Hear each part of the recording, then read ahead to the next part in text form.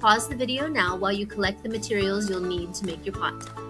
Hi, so today we're going to learn how to make a biodegradable planting pot that you can use to plant your seeds in, and then when it's time to transplant them to your garden, you can just put it directly into the soil and it will just degrade away into the soil. So we're going to start by I'm going to use an egg crate. If you have an egg crate or a cardboard egg carton, you can use that, or you can use thin cardboard boxes like cereal boxes or cracker boxes or anything like that. So we're going to just take this and we're just going to tear it up and we're going to put it inside the bowl. It doesn't have to be in real small pieces, but just smaller pieces. And then what we're going to do is we're going to heat up some water. Now you can do this before you cut up your cardboard, or you can do it after. We're going to heat up some water, get it nice and hot. We're also going to need some glue for this project. So to make our project even more environmentally friendly, we're going to make our own glue. To do that, you're going to need 2 cups of water and half a cup of flour. So I put my half cup of flour and I measure 2 cups of water.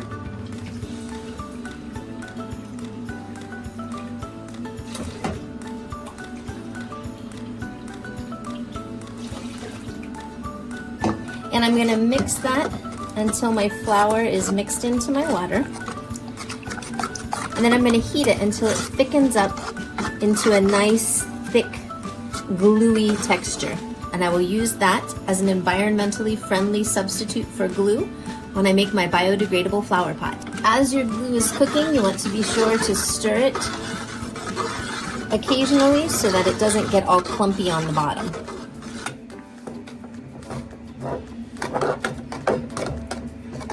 Once your flour and water mixture has cooked down, so it's nice and thick, you can turn it off. It will get even thicker as it cools down, so if you feel like it's still a little runny, don't worry, it will get thick as it cools down. Now that my water is hot, I'm going to pour the hot water over top of my cardboard. I want to get it all nice and soaked, and if you need to, you can use a spoon or a stirring stick to kind of press your cardboard underwater so that it gets nice and soaked. And if your cardboard is kind of floating right now, every once in a while just come and give it a little push down into the water. It's going to start to soften up and it will start to stay under the water. We want to let this soak for about 2 to 3 hours or overnight.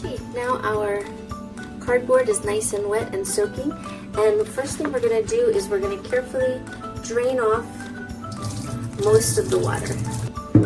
Now that most of the water is gone, we're going to smoosh it up with our hands, or if your mom says it's okay, you can stick it in the blender until it's soft and in little pieces like it's oatmeal. Now that my cardboard looks like oatmeal, I want to squeeze out as much of the extra water as I can. So I'm going to squeeze it really tight and squeeze out all that extra water. And I'm going to stick it in this colander here. You can use another bowl or you can use a colander. I'm using the colander because that'll just help any extra water drain. But you can also just put it in another bowl after you've squeezed all of the excess water out. Now that we've got the water squeezed out, we're going to turn our dry material back into our bowl. Now I'm doing this because I used a colander and my colander has holes in it. If you put yours into another bowl, you can use that new bowl that you have. Now you remember the glue that we made? We're going to use that next. Okay, I've already stored my glue in a little container here. So we're going to add 3 or 4 tablespoons of our glue, and then we're going to add 1 or 2 teaspoons of salt into our mixture. The reason we're going to use salt is to make sure that no mold grows on our biodegradable seedling planters. Since these are made of natural materials, they could easily mold before we're ready to plant our plants, but our salt is going to keep that mold from growing. All right, so now we need to dip our hands back in. We need to mix it all together into a nice mushy paste. Now you're going to choose some sort of a container. It could be a bowl, it could be a cup, it could be a plastic bottle. I'm going to use these cups.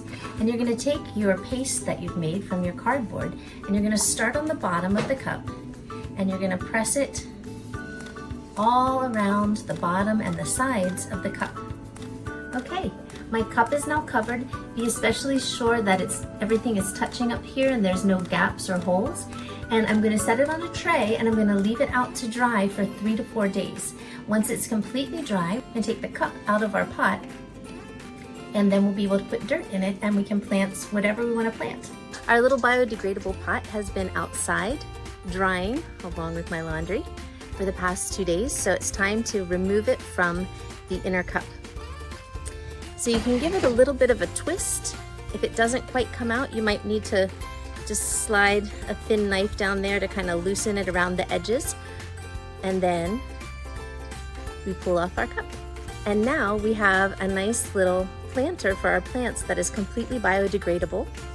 So we're going to put some dirt with compost in here and plant a piece of ginger. And then once the ginger is ready to sprout, then we just dig a hole in the ground and we put our planter inside the hole. It will disintegrate and our plant will grow. You can use these for any sort of seeds that you want to start inside or in a planter before you plant them in the garden.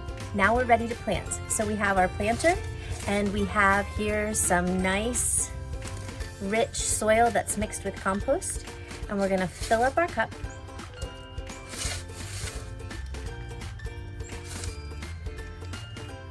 to the top there. And then I'm going to take my piece of ginger. You can see it's got a nice little eye there. It's actually got a second one down here. This is the bigger one, so we're going to make sure that one is up. And I'm going to make a hole in the dirt here. Make a little hole. I'm just going to lay my ginger inside there, and I'm going to cover it up with some dirt. So now it's all covered up. I've got 2 more things that I need to do to make sure my plant will stay healthy. I'm going to use my knife, or you could use a little nail, and I'm going to make a couple little holes in the bottom so that if it gets too much water in there, it will be able to drain out so that the roots of my plant won't rot. So I've got some little holes at the bottom for drainage. Then what I'm going to do on the top is I'm going to put some mulch. And it can be crushed up leaves, it can be some dry grasses, anything just to keep the soil from drying out. This will help to keep the water in the soil, it'll help to keep the soil cool so that my plant can grow nice and healthy. And then every couple days I'll give it a little bit of water to make sure the soil stays soft. And in a couple weeks I should start to see a little sprout. And once it's started to grow maybe an inch or 2, I can go and dig a hole in my garden and I can just put the whole pot inside the hole. And as it sits in the soil, our biodegradable pot will just break away into the soil so that our plant can continue to grow in a nice, healthy environment. And this is just one more way we can take care of God's earth so that it will continue to give us the food that we need to eat. So now when it's time to transplant our plants to the garden, we're just going to come out here, we're just going to dig a hole through the mulch.